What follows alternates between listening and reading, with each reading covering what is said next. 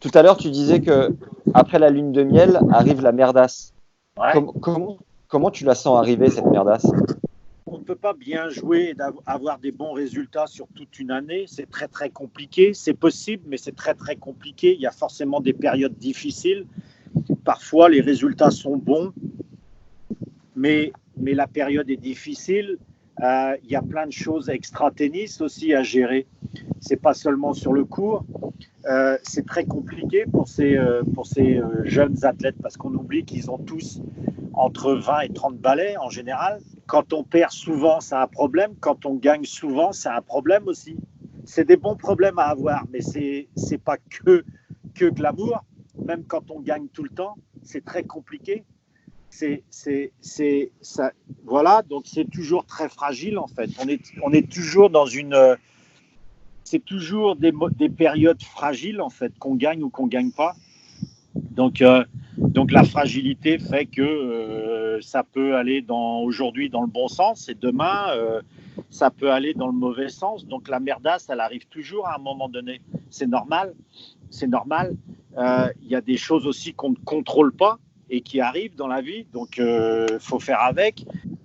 C'est pas que de l'amour, c'est pas, je sais pas moi, ce que les fans, les gens qui connaissent rien, ce qu'ils voient sur Instagram, tu vois, ou je sais pas, Facebook, des joueuses et des joueurs, c'est pas ça. Hein.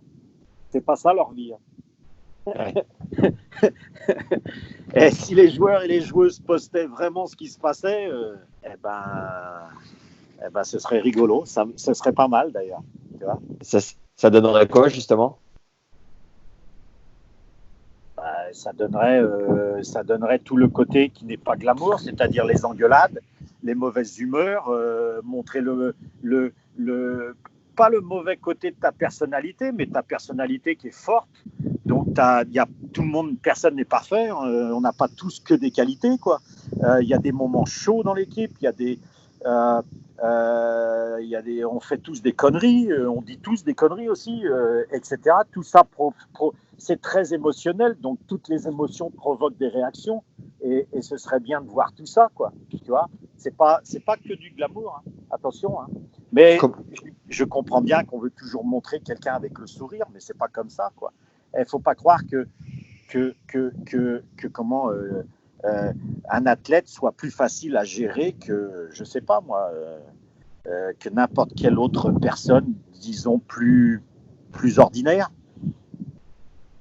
Comment est-ce que tu bosses le mental de tes joueurs? On a sorti notre seconde masterclass avec Sam Sumik, qui a emmené 2 joueuses numéro 1 mondiale et qui a remporté 4 titres du Grand Chelem. 1h10 d'un cours en 9 parties, pendant lequel le Breton met à disposition ses 15 années de circuit pour avoir une meilleure communication entre joueurs et entraîneurs, dépasser tes blocages, maîtriser tes émotions, te fixer des objectifs, gérer tes périodes de crise ou encore préparer et débriefer tes propres matchs.